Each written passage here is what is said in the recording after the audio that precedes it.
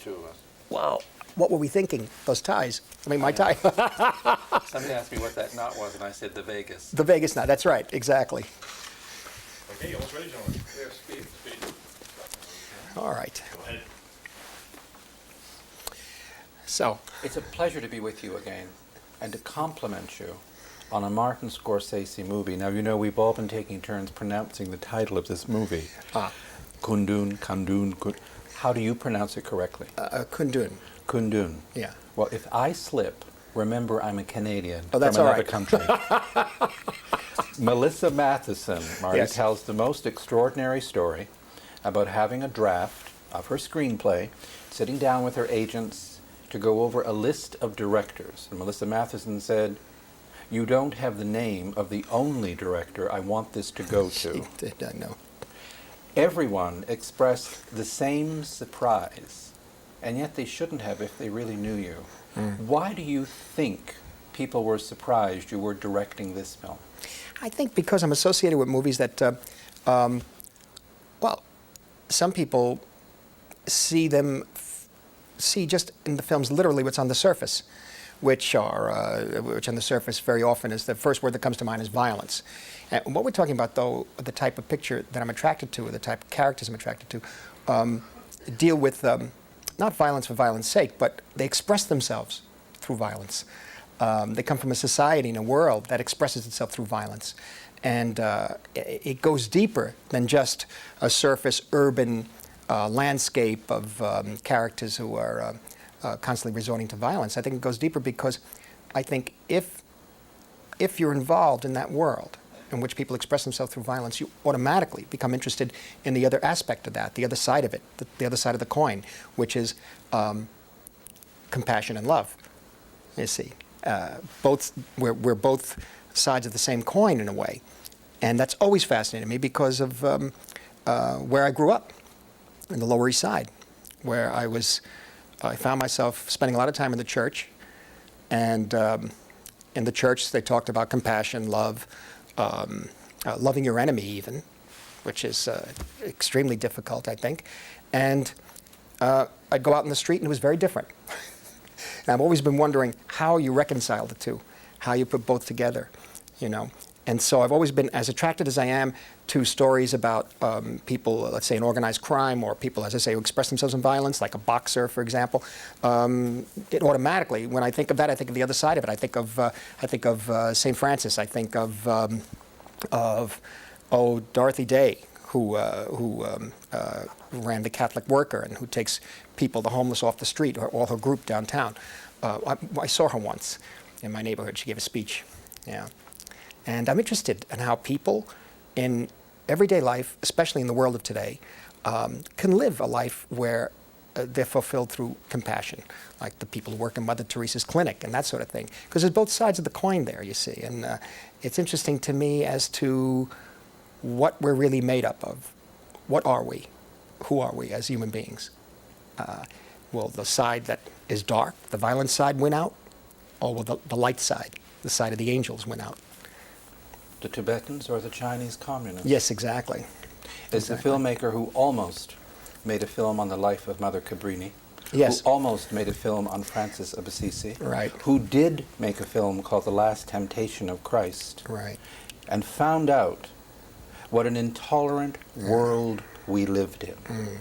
In Scorsese on Scorsese, your extraordinary book, we found out even more about you, Barbara Defina. What happened in France is shocking that it happened in France. In France, I know. It's very surprising. Your subtext for Kundun is so in place. I know.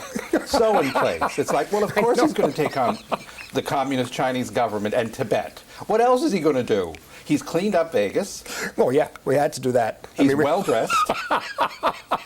But you know, when you talk about compassion, Marty, one of the extraordinary stories of your life and one of the turning points you've articulated was being the boy you were in your neighborhood in New York and seeing a man who'd been stabbed and he was bleeding on the street. And someone said, he's only a Jew. Right. Yeah. Yeah. And it changed your life. Yeah. Yeah. No, How? I was very surprised. I said, what do you mean he's only a Jew? I said to myself, I was about 6 years old. I said, it's a person. It's a human being, you know. And I wondered why everybody, there were a number of younger kids, and they, it's only a Jew, and they walked away. I couldn't believe it. I didn't know. I didn't know. I never experienced that, you see. That world was so small. It was such a small microcosm. In a sense, it was almost a literal transplanting of a little Sicilian village in the provinces of Sicily, outside the big cities, transplanted to the Lower East Side, you know. And with that, you get the benefits of that to a certain extent, closeness, family, but you also get the drawbacks, which is a provincialism, a kind of you know, a perpetration, I should say, a perpetuation of intolerance, of superstition, of fear, and that sort of thing. You know, and it was really a major turning point because in my mind, I was a human being. I had no idea what they meant. As a man who spent the limited amount of time you did in a seminary, I should say the turbulent amount of time. Yes, turbulent, yes. Sir, you spent in a seminary. Yes. Who said at one point, in spite of what the church had meant in your life and within your family, that you were basically agnostic, even with the complications. Will you tell me what happened to you, Marty, the first time you were in the presence of His Holiness? Well, interesting to me, what happened was that I was a little nervous about meeting him. And as you know, I'm a Catholic. I'm not a Buddhist, but I've been interested in the similarities of religions around the world. I'm always reading the Quran, and I'm fascinating to have made Last Temptation of Christ, for example, in Morocco, and to have made this film on Tibetans in Morocco. I felt just as close to the Muslims there as I did to the Italians and to the Tibetans in a way, because there was always some sort of similar connection, and so I felt very a bit nervous. I think I was in Washington, and he had his group around him, Lodi Jari, and a number of the other gentlemen who work with him. And Melissa and myself, Barbara DeFina, and a couple of other friends of mine, we got in there and we talked a little about it. I brought him a little gift of 2 films. One, St. Francis of Assisi by Roberto Rossellini, and a film he made with Ingrid Bergman called Europa 51, which is in a sense a story of a modern-day saint, a woman who not tries to be a saint, but tries to deal with compassion and love, and eventually they put her in an insane asylum at the end of the film. And I felt that there were two films that dealt with the spiritual side of man's nature, and I gave him those. I don't know if he sees them, but that was sort of a token gift. And we were talking a little about it, and actually the meeting was mainly about Melissa presenting to His Holiness the possibility of a director, somebody interested possibly in making the film, because this was very much in the beginning of the project, like in '91 or '92. But I found it to be very warm, open, made me feel at ease, and would take my hand and hold my hand. And the oddest thing happened when I left. I mean, we were about to leave. He said goodbye to everyone and thanked me and looked at me. And suddenly, interesting, maybe it's something that I brought to the situation, but it's interesting because everything else faded away, just his face looked at me. And it seemed like I was very much aware of being alive, of the moment, of living in a way. Something very special happened. Now, I don't know whether I was psychologically set up for that, or it was just the disarming way he has of making you feel comfortable and cared about. But everything else faded away except the face.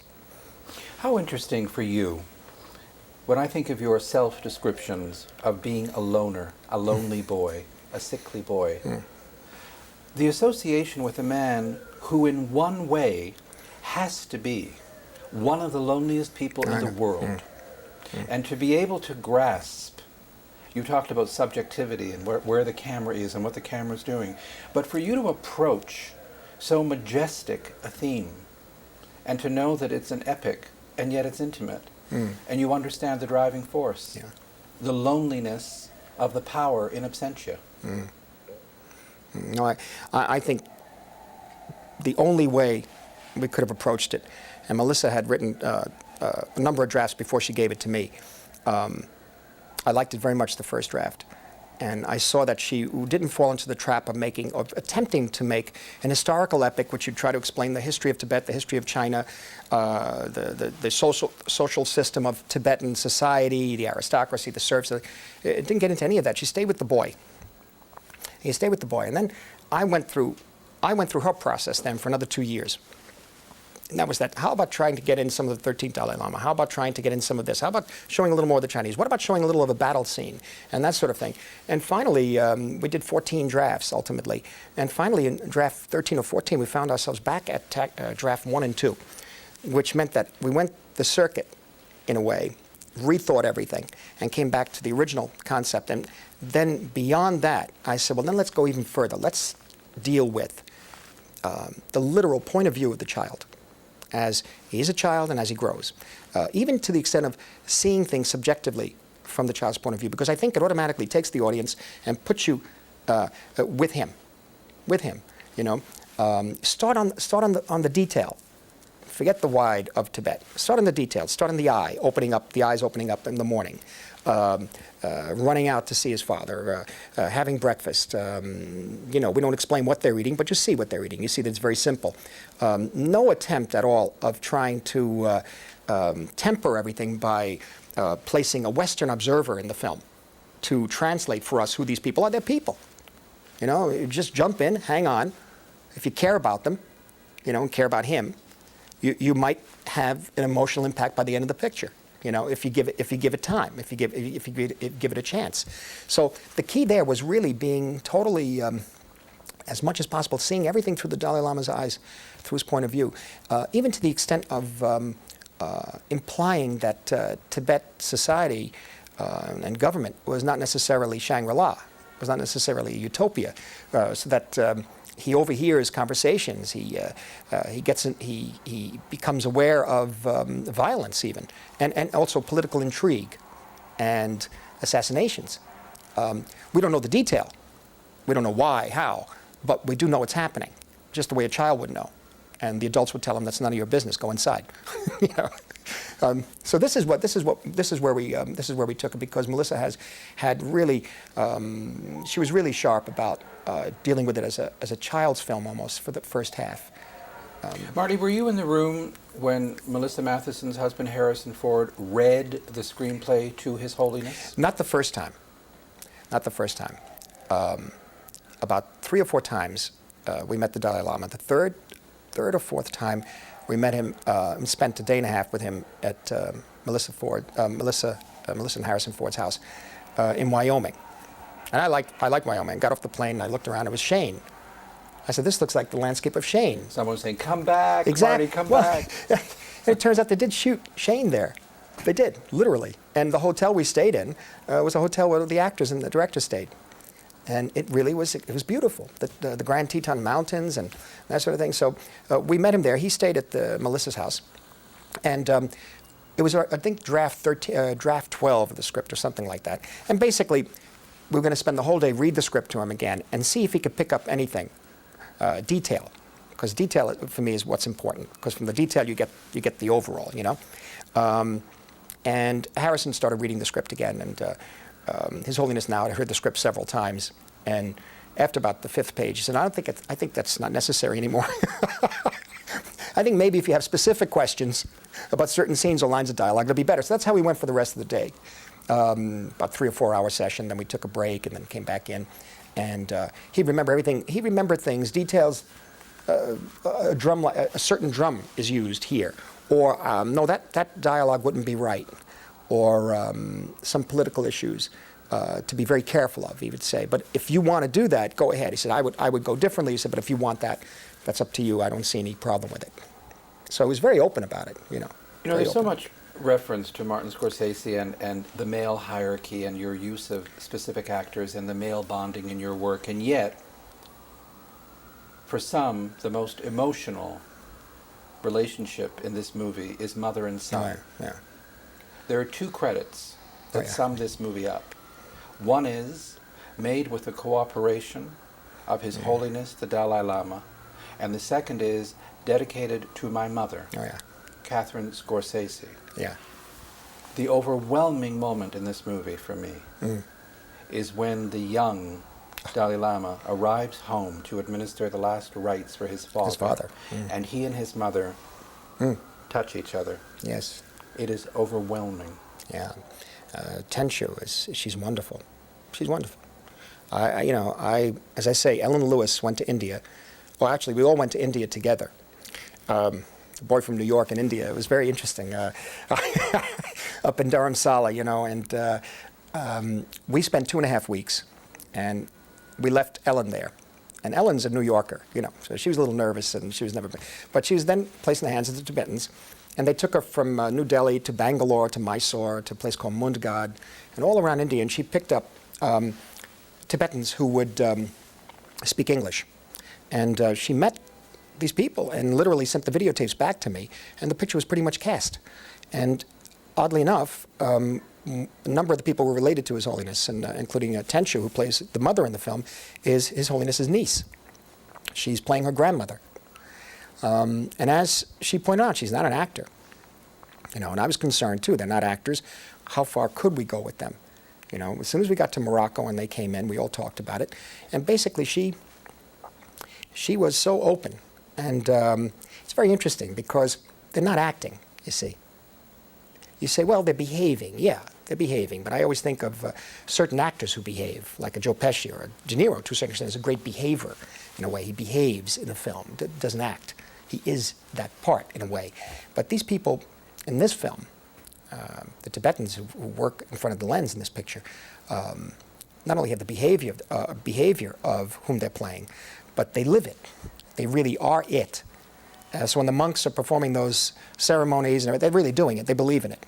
So when she is experiencing sorrow, it's very, very, very real. I don't mean to take that away from actors who can do that. They take it from other places, but she's taking it from the only place she knows herself, the tragedy of her country, her family, and it's all there. It's all there. So what I tried to do for her, she was a little nervous about it. I said, look, don't worry about it. I said, when you have a scene that's that way and you have to cry or whatever, we'll just literally clear the set.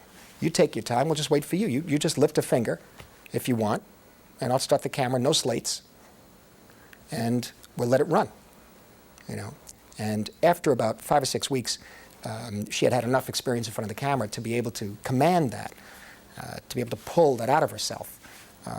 She's quite remarkable. She really is.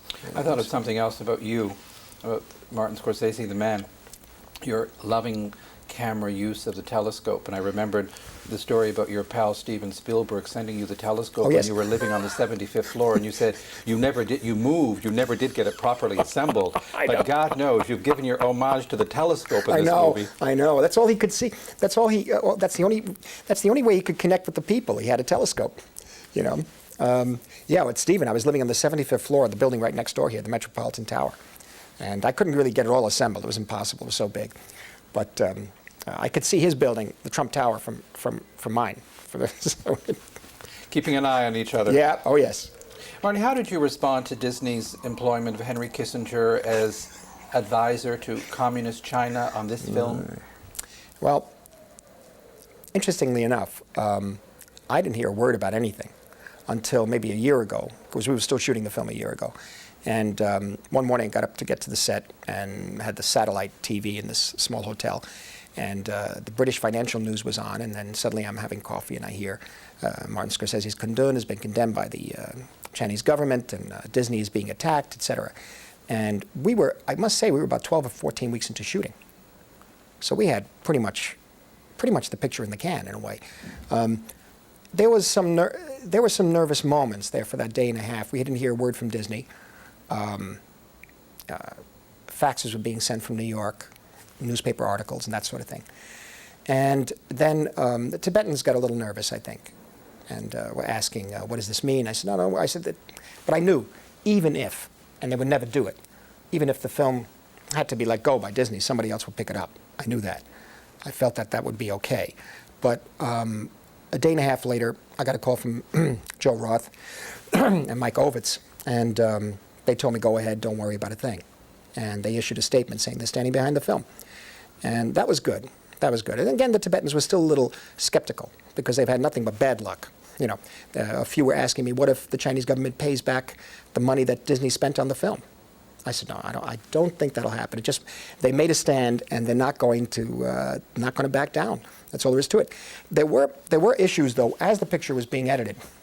I realized for one of the few times I would have to show this film to the studio on the first rough cut, because they just have to know what's in the movie to deal with the situation. The Disney studio is one thing. Disney Corporation is another. There are no more studios, they're corporations. And usually the movie studio aspect of, or element, I should say, of a corporation is minor in terms of money. It doesn't bring in as much as other things the corporation does. And they don't want any problems anymore. They just don't want any pesky little political problems. It doesn't pay. So it does endanger freedom of expression in America. The economics of what's happening now, the opening up of Asia. The market is so big that you're going to find some corporations not allowing studios to make certain pictures that they feel would offend certain people around the world, so they can have business. But this is something that the guilds have to fight, and the directors have to fight, and the actors have to fight to get certain pictures made. But what eventually happened was that I felt that because they stood by the film and were very supportive, I felt I had to show them the first cut of the picture, which I never do, a long cut of it, just so they could see what's in there.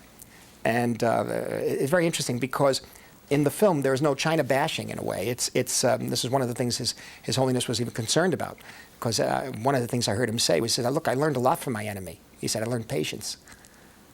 And that's interesting. So what I try to do is show, in certain cases, the Chinese point of view. Not all of it, of course, but to show that if I show the Chinese point of view, it means that they are believing in what they're doing. And so does the Dalai Lama believe in it, which makes it more of a tragedy, you see. And what eventually happened was that as we were finished editing, they saw the film, good comments made, and nothing else was discussed. And so a few weeks later, things got a little nerve-wracking when I understood that Henry Kissinger was being consulted, etc. That sort of thing. Excuse me. And then I felt that I had to start to think of a way, just in case the film be dropped, a way to support the picture somehow. But they're not going to drop the film. And what happened too was that there was a period around that time, if they're not going to drop it, then will they release it properly? That was the key. You know, and if they're not going to release it properly, how do we fight back? Well, there's the creative community. There's the whole issue. If it happens to this film, it's going to happen to your film, and your film, and your film, and that's the end of it. There's no more freedom of expression in this country, you see. That's the bigger issue. But during that period, it was touch and go for a few weeks, and it was really a matter of not, there weren't threats or discussions. It was just negotiations and talking, representatives talking, and it went on for a few weeks, and finally, by the end of it, they said, fine, we're releasing the film, we're opening it, we're even going to open it for a week at the end of the year to qualify for Academy, just to give it a shot, you know, because it looks, I love the way Dante Ferretti and Roger Deakins made it look, and Barbara's work, and Melissa, and all of us, everybody, you know, I really feel it needs a shot at something there, and release it wide, but in a small scale, on January 16th, because it's a film that needs to build an audience in a way. It's not, if you're interested if you want to go see a movie and you want to see some action and adventure, that sort of thing, don't see this yet. In other words, wait till you're in the mood to be taken by a movie and immersed in another world and go with it, then go see the film, you know. So it needs a little bit of a softer, not a softer, but a slower build-up. And so far, things have been very good. Things have been very, very good. As for everything we've asked for, they've given us. You've made a wonderful film. Thank you. I thank you. Thank you. Martin Scorsese.